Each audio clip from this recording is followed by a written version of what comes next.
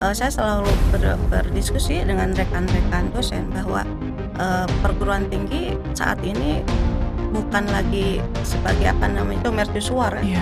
yang terlihat terang benderang dan kejauhan tapi tidak atau kurang memberikan, manfaat Nggak nyata. eksklusif lagi Betul, gitu ya. masih Pada tahun 2021 itu mengalami penurunan di angka 19,18%, artinya ada penurunan kurang lebih 10% dalam kurun waktu selama 3 tahun. Bahkan sekarang tadi Ibu menyinggung sedikit tentang bahwa lulusan pendidikan dari pertanian saja belum tentu bekerjanya di bidang pertanian gitu. Jang cenah tong siga emak tong siga abah cenah ujang mah kudu geus sakola ti luhur teh kudu jadi insinyur naon gitu nya. Mungkin kita bisa memaklumi Mindset dari hal-hal orang tuanya seperti sendiri mindset ya. dari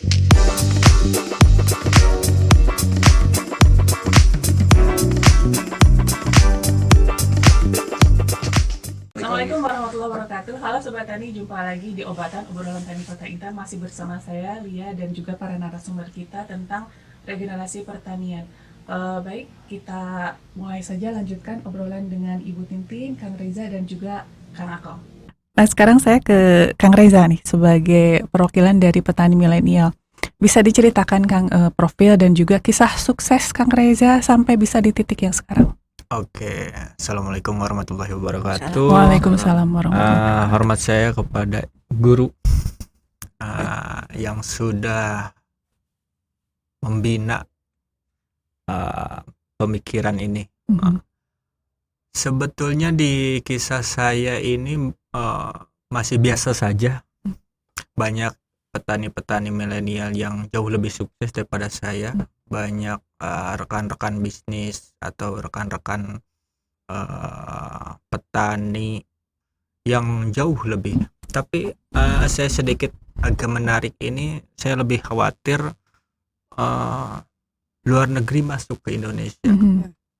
Pasar bebas ya Pasar sekarang. bebas karena baik digital atau yang masih tradisional itu sudah masuk. Saya salah satu contoh ini seperti kasusnya Anthurium. Anthurium bisnis sektoral di pembudidayaan di tanaman hias. Itu kan sudah game over. Iya. Karena ada bom dari luar. Saya lebih khawatir menyentuh di sektoral saya. Bagaimana ini kayak diindikasikan takut ada bom dari luar masuk ke Indonesia yang menggarap sektor perbenihan di Indonesia. Karena kalau kita sudah tergantung dengan luar negeri, lokal mau kayak gimana? Nah, kalau saya pribadi di mindset saya harus ahli bibit, jangan beli. Ahli rawat, jangan hanya pintar menanam, tapi rawat pun, karena ini rawat panjang. Iya. Bagaimana mempruning, bagaimana memahami tanaman kita sendiri. Ahli insek, jangan hanya beli, tapi bisa membuat. Jangan skala banyak, skala yang kecil dulu saja. Tapi maksud saya gini, mindsetnya dulu kenain, pola berpikir dulu sebelum praktek. Bagaimana nih, apa nih tujuannya nih dalam berpikir yang seperti ini. Di bisnis saya sebetulnya hanya memanfaatkan. Bisnis saya hanya cuma memanfaatkan apa? Aset yaitu Kabupaten Garut. Kabupaten Garut itu banyak aset sebetulnya, mau baik di wisata, baik di pertanian dan lain-lain ya. Saya cuma memanfaatkan aset di pertanian ini. Di hortikultura bagi saya ada dua, satu jeruk Garut dan satu alpukat. Oke, status jeruk Garut ini diakui sudah tenggelam. Jangan sampai alpukat ini tenggelam. Saya cuman merawat alpukat ini jangan sampai tenggelam. Makanya cepat meledak. Di kisah saya cepat meledak karena mayoritas atau pemahaman warga Garut taunya hanya jeruk Garut. Iya. Padahal ada aset sebetulnya itu lagi di alpukat. Lokal ya. Iya. Sudah diakui kok. Sindang reret ya Kang ya. Betul. Sindang Sindang reret. Sindang reret. Varietas. Kalau mau dari segi kualitas bisa bersaing dengan varietas atau jenis yang lain. Sekarang yang lagi booming itu Mickey, alligator. Kalau Mickey sebetulnya nggak masuk nama legalnya sih. Iya. Sebetulnya itu nama pasar. Pasar. Iya. Kalau nama legalnya kan Cipedak. Nah, kalau ada, saya lebih khawatir gini, minat penanaman alpukat, minatnya sama minat luar negeri jenisnya. Saya lebih khawatir. Loh, kenapa? Saya mencari tahu tuh kenapa tuh. Oh, ternyata lebih minatnya itu daya simpannya lama. Jadi alpukat luar negeri ini mempunyai daya simpan 12 hari. Bagi rekan-rekan pembisnis mungkin pada senang tuh, karena penyimpanan lebih lama ketimbang alpukat yang kita. Sama saya diuji. Alpukat Sindang Reret 10 hari kuat baru matang. Bahkan Bu Tintin pun sempat nyoba mencicipi alpukat, daya simpannya agak lama ya Bu ya. Karena mungkin ditebal. Jadi kisah saya cuma memanfaatkan fasilitas yang ada gitu sih. Lebihnya saya harus fighter sendiri di mana faktor X. Faktor X seperti apa? Supply demand, harga fluktuatif, kondisi cuaca yang tidak menentu. Mungkin sekarang harus diakui lebih panas. Lebih panas ketimbang di tahun sebelum-sebelumnya. Apakah yang harus jadi PR siapa? Saya tidak tahu. Apakah mau di akademisi atau mau di praktisi atau mau di pemerintahan, saya tidak tahu. Karena harus diakui itu ada plus minusnya El Nino. Mungkin di zona padi akan berdampak terasa. Di zona horti akan, karena beberapa bulan ke belakang ada yang namanya kalau nggak salah manggis itu kayak banjir. Sampai kalau nggak salah 5.000 sekilo. Dianterin dalam mobil. Itu plus minusnya dari El Nino. Jadi kalau zona padi mungkin agak sedikit ironis gitu ya, karena air kurang. Tapi kalau di segi horti, itu banyak yang panen melimpah. Manggis turun, dukuh turun, melimpah. Tugas saya cuma menjaga keseimbangan mungkin. Tugas pribadi saya, bagaimana saya harus membina adik-adik saya, rekan-rekan, jangan hanya mau tertinggi, tidak. Lebih ke men-share juga. Bahkan kalau dari anak-anak kemarin, anak-anak Hima sempat ke rumah Bu, bahwa memerlukan hadir, silakan aja saya hadir. Jangan segan juga kata saya. Bagi saya karena ini harus dididiknya itu harus dari pemikiran dan mental. Saya harus memperkuat sebelah situ. Mengisi kekosongan sektor-sektoral yang lain mungkin yang kurang diperhatikan. Lalu potensi yang bisa dikembangkan nih, Kang Reza kan bergerak di bidang penangkaran benih alpukat. Nah, kira-kira untuk generasi yang lain, rekan-rekan atau adik-adik Kang Reza ini, potensi apa lagi nih yang bisa dikembangkan? Kemarin juga anak-anak Hima itu ke rumah itu melihat potensi dari satu sudut pandang saja gitu ya. Padahal banyak potensi yang bisa dikembangkan, baik dari hulu sampai hilir juga. Mau itu di bisnis hulu ya perbenihan, mau itu bisnis di hilir itu pasca panen, banyak sebetulnya. Teman-teman ke Hima ke rumah ini lebih prioritasnya, lebih yang diperlukannya ini di hulu. Bagaimana Kang ini pembibitannya, bisnisnya seperti apa, apakah menjanjikan apa tidak.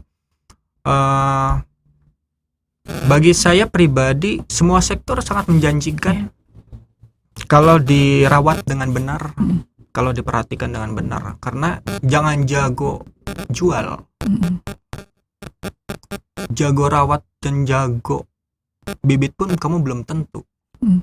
Karena itu adalah siklus simbiosis mutualisme.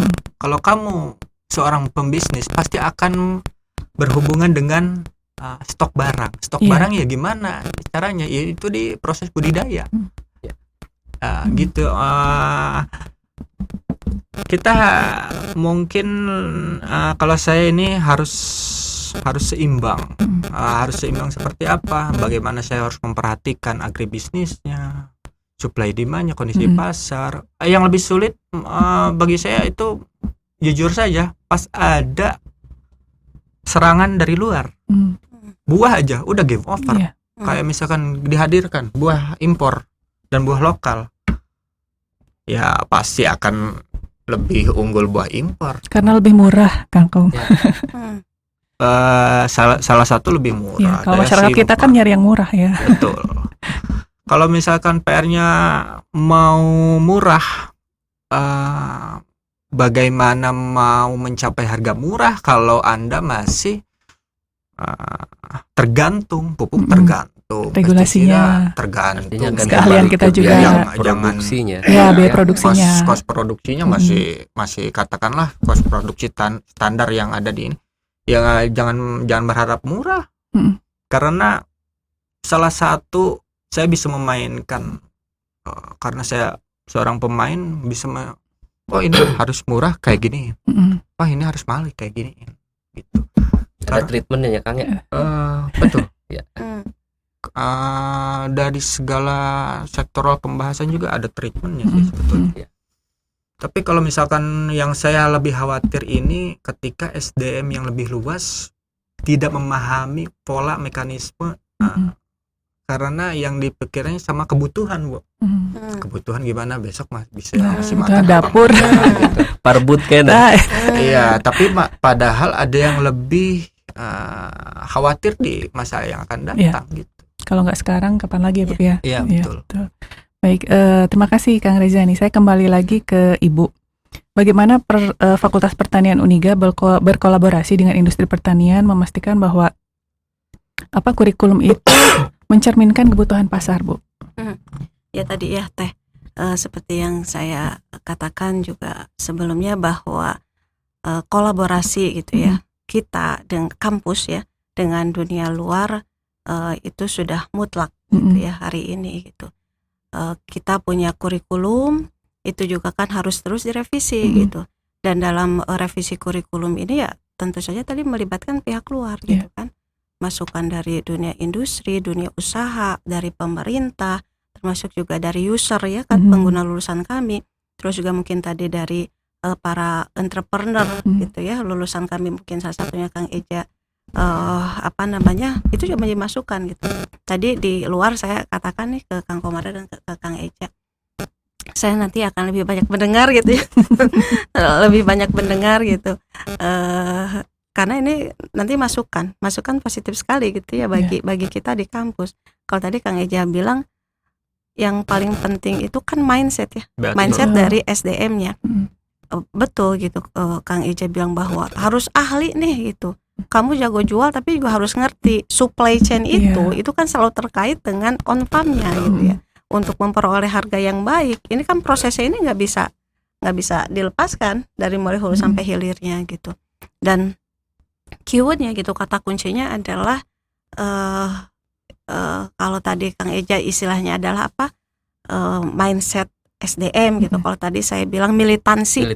Selain kemampuan kompetensi utama mungkin kalau di kampus itu ya keahlian, apakah tadi di bidang agroteknologi kah, bidang peternakan kah, teknologi pangan gitu ya, atau dalam manajemen pengelolaan agribisnis gitu. didukung juga oleh kemampuan komunikasi, kolaborasi, terus cara berpikir kreatif, cara berpikir kritis, dan ditambah satu lagi militansi gitu. Militansi ini kan ini banget ya, dalam banget di sana butuh kesepenuhan hati, mental Bu ya. mental. Memang kalau mau bergerak dalam bidang pertanian ada faktor X kata Kang Eja. Faktor X ini saya fighting sendiri katanya gitu ya. Mungkin tidak didapatkan di dunia kampus sih, tapi ada lah ya 4 tahun gitu ya gitu. Pembentuk Kang Eja seperti hari ini. Saya berharap juga nanti lulusan-lulusan kami atau bahkan mungkin juga mahasiswa-mahasiswa pertanian yang memiliki mental ini. Jadi bukan hanya sekedar bahwa kita butuh pangan, bahwa kita butuh untuk mau kembali pada pertanian, tapi juga butuh eksekusi nyata gitu. Dan ketika eksekusi nyata mau terjun langsung pada bidang pertanian itu, prasyaratnya adalah kekuatan mental itu gitu. Sehingga kami pun di kampus selain mungkin tadi pembelajaran yang bersifat klasikal begitu kan, pemahaman teori. Terus sekarang teori gampang teh.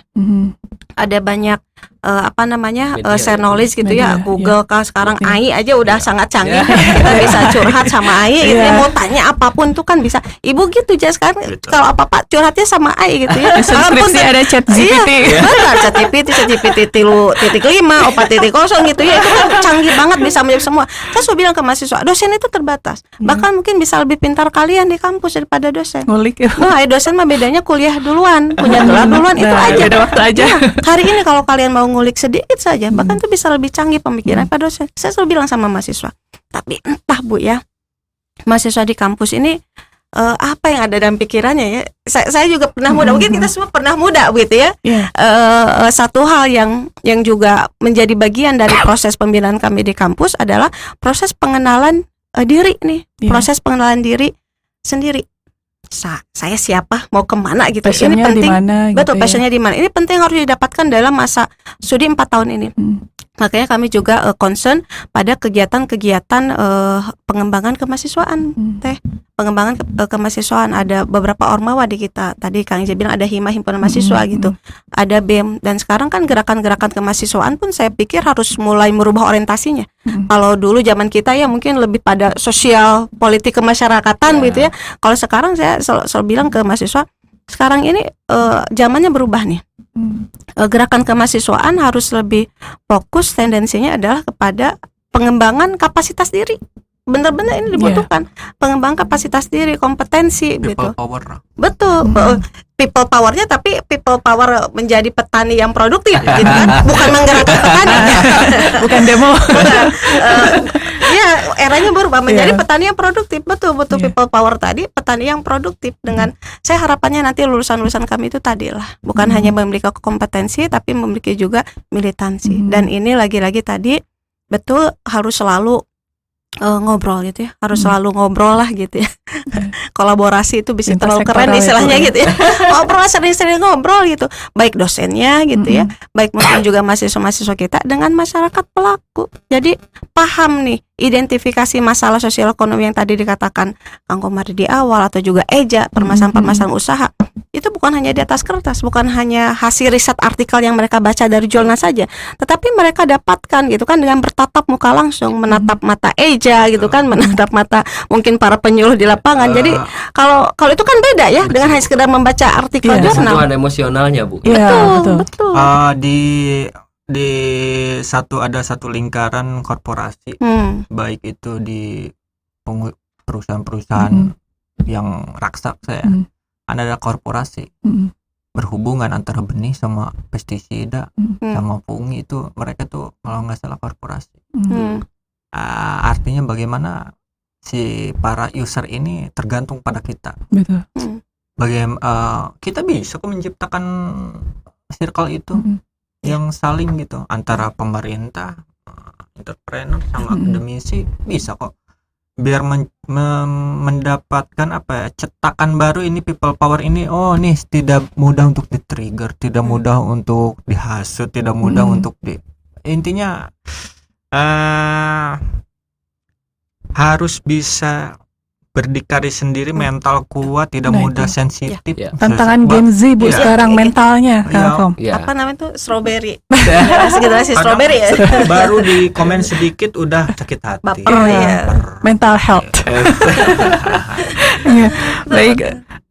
Mungkin saya terakhir nih sebelum ke Kang Eza, ke Kang Akom dulu. Program dari Dinas Pertanian secara nyata ini untuk mendorong regenerasi petani apa Kang? Baik teh.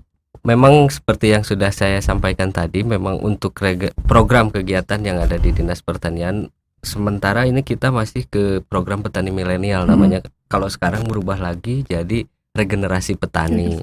Sama, jadi intinya itu juga, cuman beda nama Bahasa aja. aja. Kalau 2023 masih petani milenial, kalau sekarang regenerasi petani, tapi intinya sama itu juga. Jadi memang itu adalah salah satu program mungkin yang dulu diciptakan, diinisiasi oleh Pemprov Jabar melihat kondisi yang ada di kita. Tapi kalau saya melihatnya itu memang punya Pemprov Jabar, tapi Pemprov Jabar ini siapa yang harus mengisi? Ya kita yang ada di kabupaten kota, di 27 kabupaten kota yang ada di Jawa Barat, yang harus mengisi, menjadi bagian dari program petani milenial yang ada di Jawa Barat. Jadi program petani milenial itu terbentuk 2021-nya kayaknya ya. Betul. 2021. Saya harus klarifikasi di sini. Ada beberapa media yang mengabse itu lulusannya, saya lulusan Jabar. Oh, iya. Padahal bukan. Ya. Bukan. Saya bukan petani milenial Ya. Jabar. Langsung di Kementan. Kementan, Langsung karena memang Kementan. ada program juga Program. teh di Kementerian Pertanian itu masing-masing masing-masing di eselon ring 1 dulu itu ada program yang berkaitan untuk mendorong regenerasi petani. Ada yang di bawah PSP, ada yang di bawah tanaman pangan, ada yang di bawah horti, ada ya masing-masing ada di bawah BPSDM. Masing-masing memiliki sama, artinya satu suara ingin menggerakkan regenerasi petani supaya lebih baik. Kemudian terbentuklah 2021 itu di Pemprov Jabar untuk program petani milenial. Tujuannya satu tadi, untuk menarik minat generasi muda ke arah pertanian. Yang kedua, menumbuh kembangkan jiwa kewirausahaan di bidang pertanian. Sehingga nantinya harapannya pertanian itu ataupun petani muda yang terbentuk bisa seperti Kang Eja, entrepreneur gitu. Bukan lagi kasar nama nyari-nyari proposalnya Kang Eja makan hente gitu. Iya memang entrepreneur gitu. Sejati, justru mindset itu juga harus kita ini teh, harus kita lawan ya. Itu mindset teh. Masalah mindset itu memang tadi sama-sama kitanya Kang setujunya. Soal mindset harus di itu. Jadi harus bukan di stop sih, artinya dibatasi lah dulu, minimalnya untuk sementara itu ditumbuh kembangkan minat kewirausahaannya. Nanti kedepannya ada program atau apa itu bisa menyesuaikan ketika SDM-nya sudah siap dan sudah mumpuni, sehingga program kegiatan itu bisa berjalan dengan lancar. Yang selanjutnya adalah tentu saja untuk meningkatkan produksi pangan, di samping tadi kondisi petani kita yang sudah berusia kolonial kalau kata Telia. Ya, kolonial, mungkin dengan regenerasi petani bisa menggunakan teknologi yang lebih bagus sehingga bisa meningkatkan produksi pertanian di kita. Kemudian yang selanjutnya adalah tentu saja ini untuk menanggulangi masalah pengangguran, Kang. Masalah pengangguran, meskipun ada ironis gitu, di satu sisi di bidang pertanian kekurangan tenaga kerja, di sektor lain ya sulit gitu mencari sektor lapangan pekerjaan. Tapi mudah-mudahan melalui program petani milenial ini bisa menjadi salah satu alternatif mungkin ya bagi penanggulangan lapangan pekerjaan, masalah lapangan pekerjaan itu. Perlu saya sampaikan juga teh di sini, jadi data untuk petani milenial di Jawa Barat itu totalnya sekarang yang udah masuk dashboard, karena kita ada dashboard tersendiri ya, dashboard tersendiri itu sudah 8.000 orang. 8.000 orang yang secara se-Jawa Barat itu udah 8.000 orang. Kemudian untuk Garut sendiri itu posisinya mungkin ya paling Paling banyak banyak ya Kang Eja. tadi 1.000 lebih ya. 1.600 itu di berbagai komoditas, ada tanaman pangan, hortikultura, kemudian ada perkebunan. Ini di data saya yang masuk di dashboard itu yang TPH itu 1.038 orang sampai dengan 2023 kemarin. Saya masuk nggak itu? Ya? Saya masuk nggak itu? Masuk ke ini enggak? Masuk ke apa? Dashboard enggak? Daftar enggak? Karena ini pendaftarannya online. Oh, online. Online. Nanti bisa di Kurang update berarti. Iya, daftarnya online. Kemudian ada perkebunan di angka 190 orang. DKPP ini peternakan sekitar 213 orang, perikanan 83 orang, kemudian kehutanan 77 orang. Sehingga pengolahan total- belum ada ya? apa? Pasca Ada di panen. dalam situ, Oh, ada Teh. di Ada di dalamnya. dalam Oh, situ. ikut Hanya ya. saja kita memilah berdasarkan peminatan dari masing-masing calon petani milenial gitu. Jadi kalaupun nanti rekan-rekan sobat obatan bisa apa sobat tani ingin bukan melamar, artinya melakukan registrasi ke petani milenial, regenerasi petani. Maaf, sekarang Bisa regenerasi mungkin petani. disampaikan linknya. Ya, itu bisa saja ke petani milenial Jabar atau menemui rekan-rekan kita yang ada di penyuluh pertanian lapangan yang ada di masing-masing desa wilayah binaannya. Saya kira untuk informasi utuh bisa menemui rekan-rekan penyuluh pertanian karena itu akan memudahkan Tatap muka langsung ya. ya, dan akhirnya itu akan memudahkan kita pada saat pembinaan Teh. Iya. Karena kalau kemarin itu salah satu kendalanya karena pendaftarannya dilakukan secara online. Jadi ya online kan kita tidak bisa membendung siapa aja boleh daftar kayaknya. Betul. Kita tidak bisa ketika Nanti ada seleksi lagi verifikasi mungkin ya. ya ketika ada verifikasi kita kesulitan itu orang mana aja teh orang mana di mana Bu Mina gitu. Tapi ketika kita sudah mendatangi Balai Penyuluhan Pertanian yang ada di kecamatan kemudian berkomunikasi dengan penyuluh pertanian di desa wilayah binaannya masing-masing, itu informasi akan utuh dan nanti pada saat pembinaan saya kira itu akan memudahkan kita informasinya tidak putus sampai pendaftaran gitu. Saya kira itu Teh. Baik, terakhir nih saya ke Kang Reza. Baik. Pesan untuk anak-anak muda sekarang supaya bisa ikut berkiprah memajukan pertanian. Pesannya mungkin harus berinovasi di bidangnya masing-masing, baik itu di hulu maupun hilir. Saya kasih contoh cuman satu di singkong.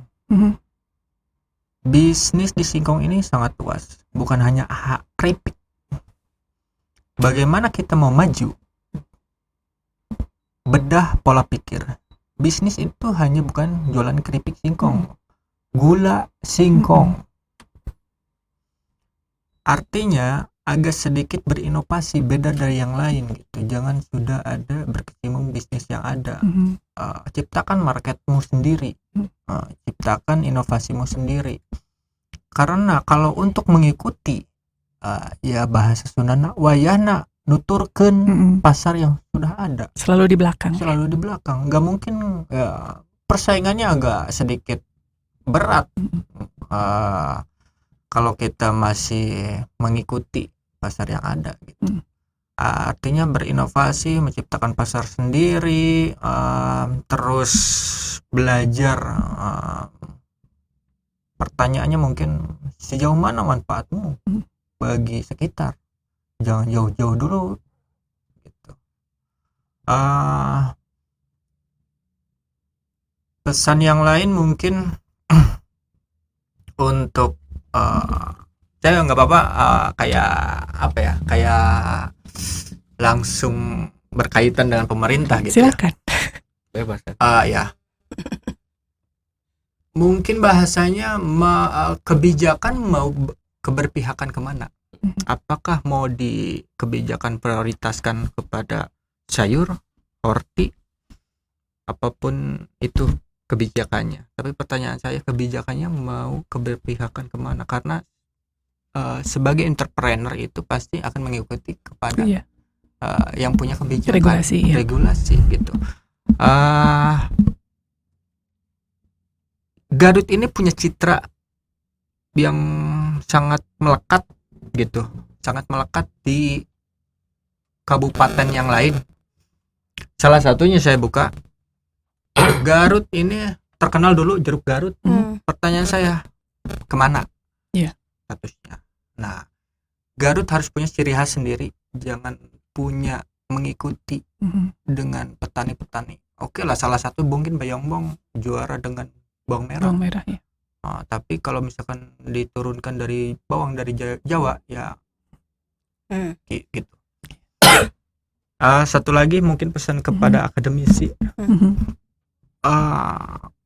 Penelitian kita itu penelitian atau inovasi-inovasi yang baru perlu didukung di masalah pemahaman mungkin literasi dan anggaran. Baik. Ya. Terima kasih Kang Reza dan juga Bu Tintin, Kang Akom atas semua inspirasi yang disampaikannya. Mudah-mudahan membuka wawasan kita semua. Baik Sobat Tani, demikianlah obrolan kita pada episode kali ini. Semoga bermanfaat untuk semuanya. Jangan lupa tonton selalu channel Obatan kita. Jangan lupa juga like, komen, dan share. Jika ada masalah pertanian, kupas tuntas di Obatan. Tetap sehat, tetap produktif. Saya Lia pamit. Assalamualaikum warahmatullahi wabarakatuh. Waalaikumsalam. Waalaikumsalam.